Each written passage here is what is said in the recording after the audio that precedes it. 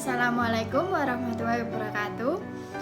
Kami dari kelompok 1 mendapatkan tugas dari mata kuliah manajemen keuangan tentang analisis laporan keuangan. Perkenalkan, saya Deva Putri Damayanti dengan NIM 20.05.52.0052 dari Prodi Akuntansi.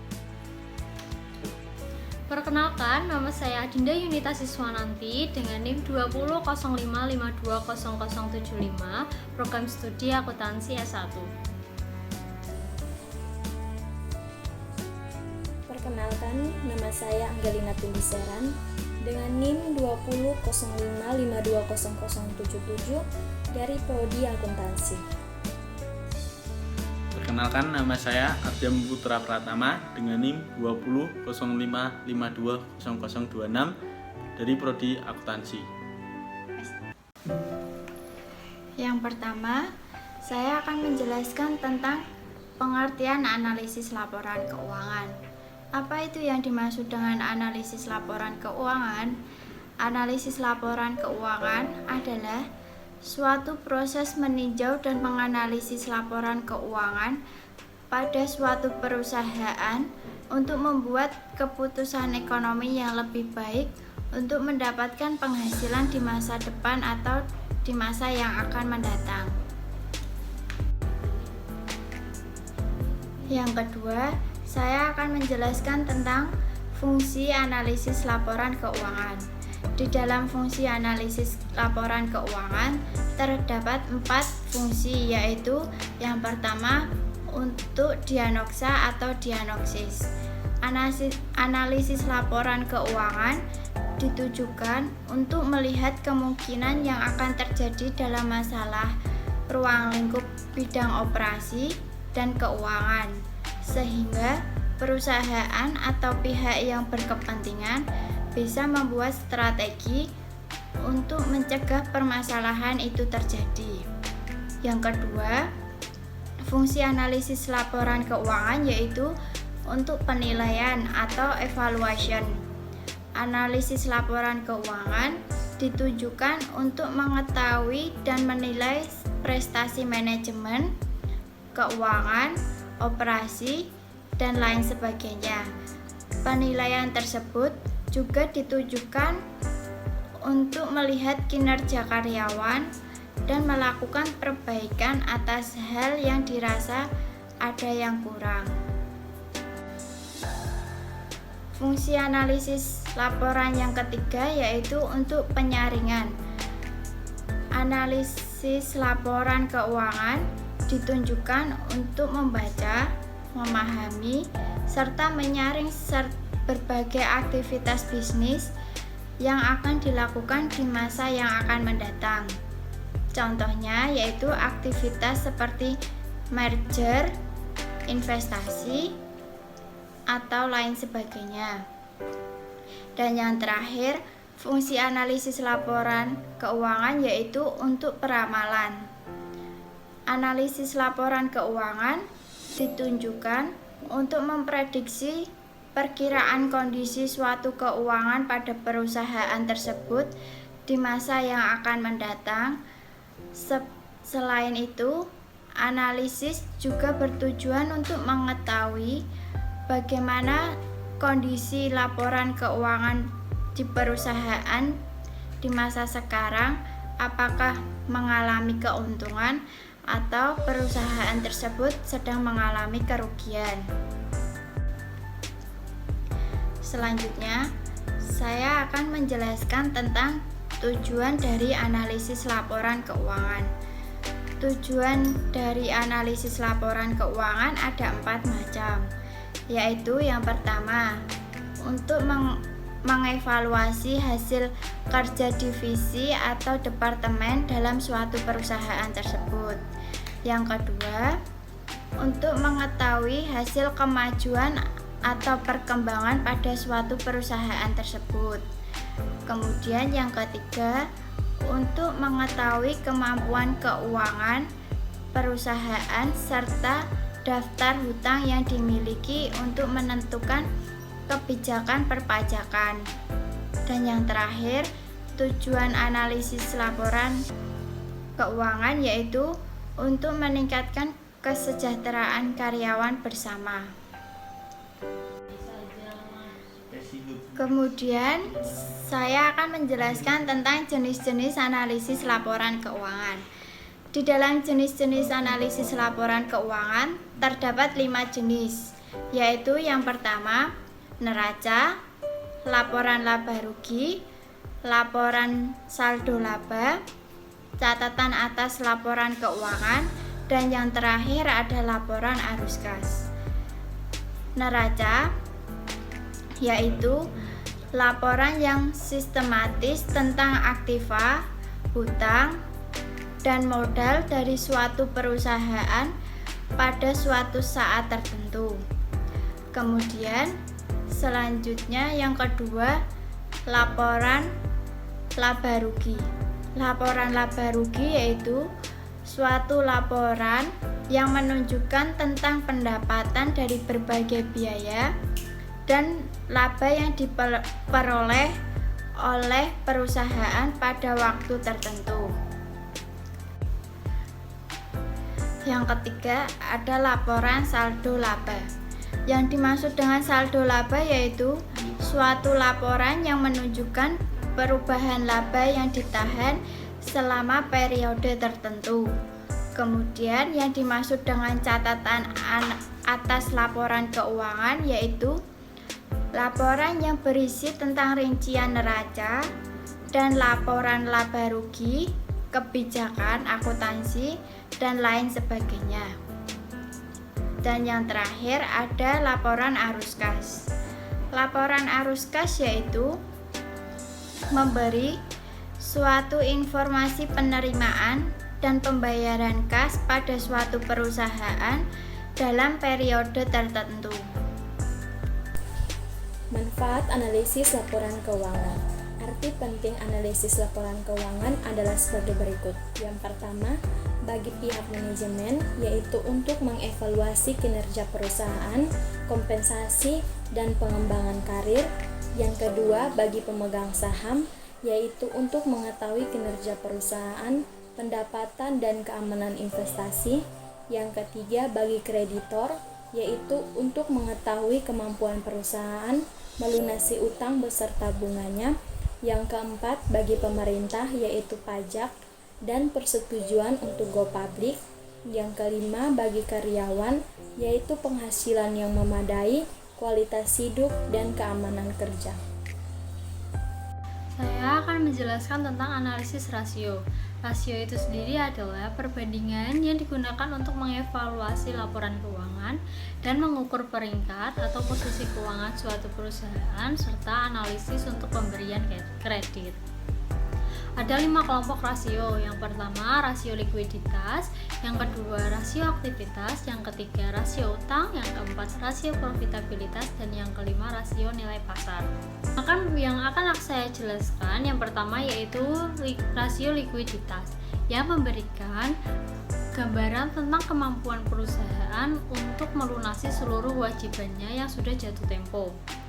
Ada 2 tentang rasio likuiditas. Yang pertama, current ratio. Rasio likuiditas yang pertama adalah rasio lancar, yang dihitung dengan membagikan aktiva lancar dengan kewajiban lancar. Yang kedua, quick atau acid test ratio. Rasio likuiditas yang kedua ini adalah rasio cepat, yang dihitung dengan menggunakan persediaan dari aset lancar dan kemudian membagi sisanya dengan kewajiban lancar. Yang kedua ada rasio aktivitas. Rasio ini digunakan untuk mengukur seberapa efektif perusahaan dalam mengelola asetnya. Ada 4 rasio aktivitas. Yang pertama, inventory turnover adalah rasio yang menunjukkan berapa kali suatu perusahaan telah menjual atau mengganti persediaan selama periode tertentu. Yang kedua, ada day sales outstanding. Dihitung dengan membagi piutang dengan penjualan rata-rata per hari untuk mengetahui berapa hari penjualan dalam piutang. Yang ketiga, ada fixed asset turnover ratio (VAT) adalah merupakan rasio penjualan terhadap aktiva tetap bersih. Rasio ini menunjukkan seberapa efektif perusahaan menggunakan pabrik dan peralatannya, atau seberapa efisien bisnis menggunakan aset tetap untuk menghasilkan penjualan. Yang keempat, total asset turnover adalah rasio untuk mengukur nilai penjualan atau pendapatan perusahaan relatif terhadap nilai asetnya. Rasio perputaran aset dapat digunakan sebagai indikator efisiensi yang digunakan perusahaan untuk menggunakan asetnya dalam menghasilkan pendapatan. Selanjutnya, rasio utang. Rasio yang memberikan gambaran tentang bagaimana perusahaan telah membiayai asetnya, serta kemampuan perusahaan untuk membayar utangnya dalam jangka panjang.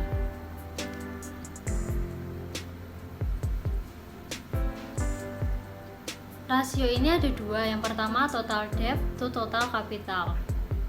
Dihitung dengan menentukan utang berbunga perusahaan, baik utang jangka pendek maupun utang jangka panjang, dan membaginya dengan total modal. Total modal yang dimaksud adalah semua utang berbunga ditambah ekuitas pemegang saham, yang dapat mencakup item-item seperti saham biasa, saham preferred, dan minoritas. Yang kedua ada time interest earned ratio atau TIE. Kadang-kadang disebut rasio cakupan bunga. Mengukur jumlah pendapatan profesional yang dapat digunakan untuk menutup biaya bunga di masa depan. The times interest earned ratio atau TII ditentukan dengan membagi laba sebelumnya bunga dan pajak atau EBIT dengan biaya bunga. Yang keempat adalah rasio profitabilitas yang memberikan gambaran tentang seberapa menguntungkannya perusahaan beroperasi dengan memanfaatkan asetnya.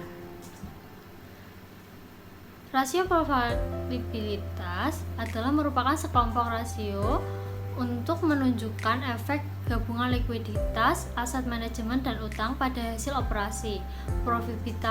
Profitabilitas rasio mencerminkan hasil bersih dari semua kebijakan pembiayaan perusahaan dan keputusan operasional. Dari rasio profitabilitas ada operating margin. Margin operasi dihitung dengan membagi pendapatan operasional dengan penjualan, memberikan laba operasi per rupiah penjualan. Yang kedua, profit margin. Margin laba juga kadang-kadang disebut margin laba bersih, dihitung dengan membagi laba bersih dengan penjualan. Yang ketiga, return of total asset. Pengembalian atas total aset dihitung dengan membagi laba bersih dengan total aset. Yang keempat, ada return on common equity. Rasio laba bersih terhadap ekuitas adalah pengukuran tingkat pengembalian bagi pemegang saham atau ekuitas. Pemegang saham berharap untuk mendapatkan kembalian atas uang mereka yang diinvestasikan dalam bentuk saham. Dan rasio ini menunjukkan seberapa baik tingkat pengembalian yang mereka terima dalam arti akuntansi. Yang kelima, ada return on invested capital. Rasio setelah pajak pendapatan operasi terhadap total modal yang diinvestasikan itu mengukur kembalian total yang dimiliki perusahaan disediakan untuk investornya. Selanjutnya ada rasio nilai pasar. Rasio nilai pasar digunakan untuk mengevaluasi harga pasar saham perusahaan saat ini. Rasio-rasio ini digunakan oleh investor saat ini dan untuk menentukan apakah saham perusahaan harga terlalu tinggi atau rendah. Rasio ini berhubungan dengan ROE perusahaan. ROE berkorelasi positif dengan harga saham. Semakin tinggi ROE, semakin tinggi harga saham. Akan tetapi, hal-hal lain juga ikut berperan. Sebagai contoh, leverage keuangan umumnya meningkatkan ROE tetapi juga meninggalkan risiko penjualan. Jika ROE sendiri mencapai dengan kemungkinan banyak utang, maka harga saham mungkin akan rendah dibanding jika perusahaan menggunakan lebih sedikit utang. Rasio nilai pasar sangat penting bagi perusahaan. Rasio ini utamanya digunakan oleh tiga pihak utama. Yang pertama, investor. Pada saat investor memutuskan untuk membeli atau menjual saham. Yang kedua, bankir investasi. Pada saat mereka menetapkan harga saham untuk penerbitan saham terbaru atau IPO. Dan yang ketiga, perusahaan. Pada saat perusahaan sedang memutuskan berapa banyak yang akan ditawarkan untuk perusahaan lain dalam merger potensial. Dalam rasio nilai pasar, ada price earning ratio, menunjukkan harga yang bersedia dibayarkan oleh pasar hari ini untuk suatu saham berdasarkan laba per saham masa lalu dan saham masa depannya. Yang kedua, market atau book ratio, harga pasar saham dengan nilai buku yang memberikan indikasi lain tentang cara investor memandang perusahaan. Ada pula persamaan DuPont. DuPont System adalah merupakan sistem metode analisis yang dikembangkan oleh staf keuangan raksasa kimia di tahun 1920-an. DuPont System dinilai berguna untuk menghindari kesimpulan yang menyesatkan dalam hal analisis keuntungan perusahaan. DuPont System merupakan rasio keuangan yang digunakan untuk menganalisis kemauan perusahaan untuk meningkatkan pengembalian atas ekuitas atau return on equity. Sejatinya, DuPont System merupakan alat analisis yang digunakan untuk menganalisis laba dari perusahaan atau bisnis. Jika digambarkan dalam bentuk bagan, maka return on equity terdiri dari 3 komponen utama, yaitu net profit margin, ada operating profit margin, dan financial leverage. Tahap-tahap laporan analisis keuangan. Pada tahap-tahap laporan analisis keuangan, terdapat 3 bagian, yaitu yang pertama analisis akuntansi, yang kedua analisis keuangan, dan yang ketiga analisis prospektif. Analisis akuntansi. Dengan karakteristik sistem akuntansi yang telah dibahas sebelumnya, langkah pertama yang harus dilakukan sebelum melakukan analisis laporan keuangan adalah dengan melakukan analisis akuntansi. Analisis akuntansi sendiri adalah proses mengevaluasi apakah pelaporan keuangan yang dilakukan oleh perusahaan telah mencerminkan realitas ekonomi yang sebenarnya atau tidak sesuai dengan SAK atau standar akuntansi keuangan. Proses ini dilakukan dengan cara mempelajari transaksi yang terjadi, kebijakan akuntansi yang digunakan, dan melakukan penyesuaian atau menghilangkan distorsi akuntansi laporan keuangan agar laporan keuangan tersebut lebih mencerminkan realitas ekonomi yang sebenarnya, sehingga kesimpulan yang diambil pada tahap analisis keuangan menjadi lebih bisa diandalkan. Analisis keuangan. Pada tahap berikutnya, setelah laporan keuangan dibersihkan, dilakukan analisis keuangan, yaitu pemanfaatan laporan keuangan untuk menganalisis posisi dan kinerja keuangan yang telah dicapai perusahaan dan mengevaluasi kinerja perusahaan di masa yang akan datang. Dalam tahap ini, secara umum perusahaan melakukan analisis kegiatan operasi, kegiatan investasi, dan kegiatan pendanaan yang telah dicapai perusahaan. Analisis atas kegiatan operasi dan kegiatan investasi biasanya dilakukan dengan melakukan apa yang biasa disebut analisis profitabilitas, yaitu evaluasi atas kemampuan perusahaan dalam menghasilkan laba atau kegiatan operasi dari sumber yang dimilikinya atau kegiatan investasi. Kegiatan analisis pendanaan biasanya dilakukan dengan melakukan apa yang biasa disebut dengan analisis resiko, yaitu melakukan evaluasi atas kemampuan perusahaan untuk memenuhi komitmennya. Di dalamnya dilakukan analisis likuiditas dan solvabilitas. Analisis prospektif. Analisis terakhir adalah analisis prospektif yang merupakan tahap terakhir dari analisis laporan keuangan. Analisis ini terdiri dari 2 bagian, yaitu peramalan atau forecasting dan penilaian atau valuation yang akan dibahas pada modul berikutnya. Alat-alat laporan analisis keuangan. Berbagai alat bisa digunakan untuk melakukan analisis laporan keuangan. Pada bagian berikut ini disajikan beberapa alat yang biasa digunakan. Yang pertama, comparative financial statement analysis atau horizontal analysis, dan yang kedua, analisis perubahan antar tahun. Comparative financial statement analysis atau horizontal analysis. Analisis komparatif ini dilakukan dengan cara mengevaluasi laporan neraca laba rugi atau arus kas untuk beberapa periode. Analisis yang dilakukan dengan cara melihat perubahan antar periode untuk setiap komponen laporan keuangan.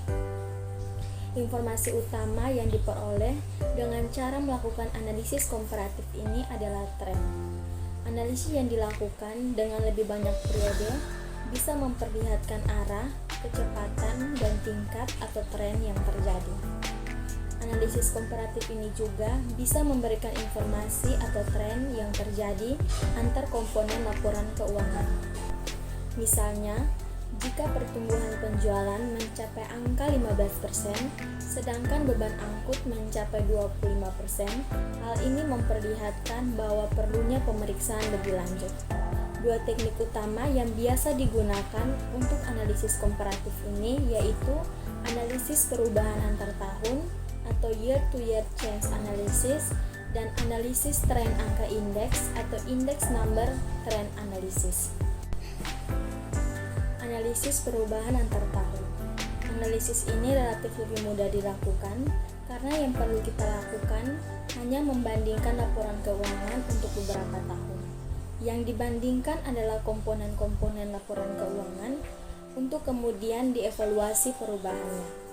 Perubahan yang dianalisis bisa perubahan jumlah angka ataupun perubahan dalam bentuk presentase. Beberapa hal yang perlu diperhatikan dalam melakukan analisis perubahan antar tahun ini adalah: yang pertama, jika angka untuk tahun sebelumnya adalah negatif dan angka tahun berikutnya adalah positif, maka presentasi perubahan yang dihasilkan tidak bisa diinterpretasikan. Yang kedua, jika tidak terdapat angka pada tahun sebelumnya, maka presentasi perubahan tidak dapat dihitung. Yang ketiga, jika angka yang terdapat pada tahun sebelumnya bernilai sangat kecil, maka presentasi perubahan harus diinterpretasikan dengan sangat hati-hati. Dan yang keempat, jika angka yang terdapat pada tahun sebelumnya adalah 0, maka makna presentasi perubahan 100% harus diinterpretasikan dengan hati-hati. Di sini saya akan menjelaskan tentang pihak-pihak yang berkepentingan dengan analisis laporan keuangan. Yang pertama, manajer. Untuk memastikan pencapaian kinerja yang telah dicapainya dan bagaimana potensi pencapaian kinerjanya di masa yang akan datang, para manajer seharusnya memperhatikan kondisi keuangan, profitabilitas, dan prospek perusahaan yang mereka kelola. Analisis laporan keuangan bisa memberikan arahan bagi manajer untuk mempertimbangkan perlunya perubahan strategi kegiatan operasi, investasi, dan pendanaannya. Manajer juga perlu melakukan analisis atas perusahaan yang menjadi pesaingnya dalam rangka mengevaluasi profitabilitas dan risiko perusahaan asing untuk kemudian melakukan pembandingan. Yang kedua, investor. Investor berkepentingan untuk memastikan investasi yang dilakukan dalam sebuah perusahaan bisa memberikan pengembalian seperti yang diharapkannya. Oleh karena itu, investor memerlukan analisis laporan keuangan untuk mengevaluasi kinerja dan prospek masa akan datang atas perusahaan tempat investor melakukan investasi. Yang ketiga, kreditor. Seperti halnya investor, kreditor memiliki kepentingan untuk bisa memastikan kredit yang diberikan kepada perusahaan bisa dikembalikan tepat waktu.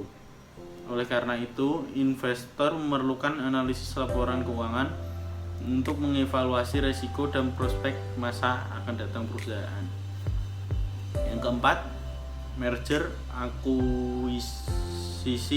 dan divestasi. Analisis laporan keuangan juga dilakukan pada saat akan dilakukan merger, akuisisi, atau divestasi. Bankir investasi dan memerlukan HDBI 4532 atau modul 1.1.29, informasi tentang target perusahaan yang potensial dan menetapkan nilai yang pantas untuk perusahaan tersebut. Untuk menentukan nilai yang pantas, informasi yang harus diketahui adalah nilai intrinsik perusahaan. Dan untuk menentukan nilai intrinsi perusahaan diperlukan analisis laporan keuangan. Yang kelima, auditor external output. Yang dihasilkan oleh auditor adalah opini mengenai kewajaran laporan keuangan perusahaan yang diauditnya. Pada tahap penyelesaian audit, analisis laporan keuangan bisa digunakan untuk melakukan pengecekan akhir atas kewajaran laporan keuangan. Auditor juga memanfaatkan analisis laporan keuangan untuk mempertimbangkan keberlangsungan hidup perusahaan. Yang keenam, regulator. Kantor pajak bisa memanfaatkan analisis laporan keuangan sebagai alat untuk melakukan pemeriksaan pajak dan menilai kewajaran pajak terutang dari sebuah perusahaan. Pemerintah pun bisa menggunakan analisis laporan keuangan untuk memutuskan peraturan dan kebijakan yang akan diambil. Misalnya, jika di sebuah industri dinyatakan memiliki tingkat profitabilitas yang tinggi, maka pemerintah bisa menetapkan untuk meningkatkan pajak yang bisa dipungut dari perusahaan yang bergerak di bidang industri tersebut. 7. Konsumen. Analisis laporan keuangan bisa digunakan oleh konsumen, yang juga merupakan prosedur dari produsen untuk memastikan keberlangsungan hidup perusahaan yang menjadi pemasoknya. Hal ini dilakukan karena konsumen berkepentingan untuk bisa memastikan pasokan bahan baku yang dibutuhkan bisa terus terpenuhi. Saya akan menjelaskan tentang metode analisis laporan keuangan. Yang pertama, metode analisis tren adalah teknik analisis yang digunakan untuk mencari tahu keadaan keuangan serta kinerja perusahaan. Dari hasil analisis ini akan diketahui posisi perusahaan apakah mengalami kenaikan atau penurunan. Yang kedua, metode analisis perbandingan adalah teknik analisis yang dilakukan dengan cara membandingkan laporan keuangan dari dua periode, bisa lebih dari dua sebelumnya.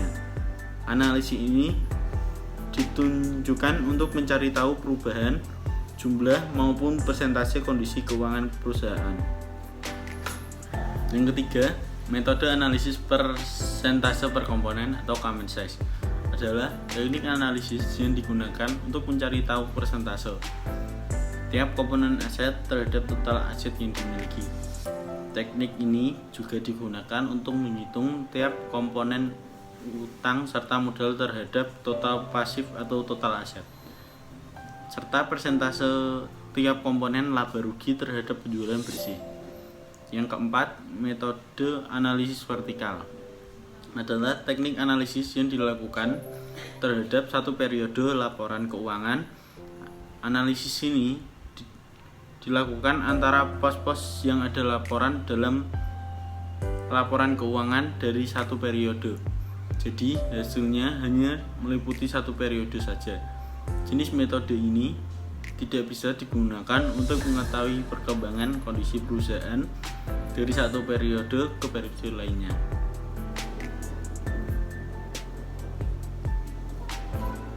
Yang kelima, metode analisis horizontal adalah teknik analisis yang digunakan untuk membandingkan laporan keuangan dari beberapa periode. Hasil analisis ini akan memperlihatkan perkembangan perusahaan, baik maju atau mundurnya kinerja perusahaan dari satu periode ke periode lainnya. Yang keenam, metode analisis index time series adalah teknik analisis yang dilakukan dengan memakai perbandingan data historis. Dalam metode ini, laporan keuangan pada suatu periode tertentu atau tahun dasar dijadikan indeks. Pemilihan tahun dasarnya tergantung pada pertimbangan perusahaan, misalnya pada awal perusahaan didirikan. Cukup sekian materi dari kelompok kami yang dapat dipresentasikan. Apabila kelompok kami terdapat kesalahan dalam penyampaiannya, mohon dimaafkan. Wassalamualaikum warahmatullahi wabarakatuh. Drop it.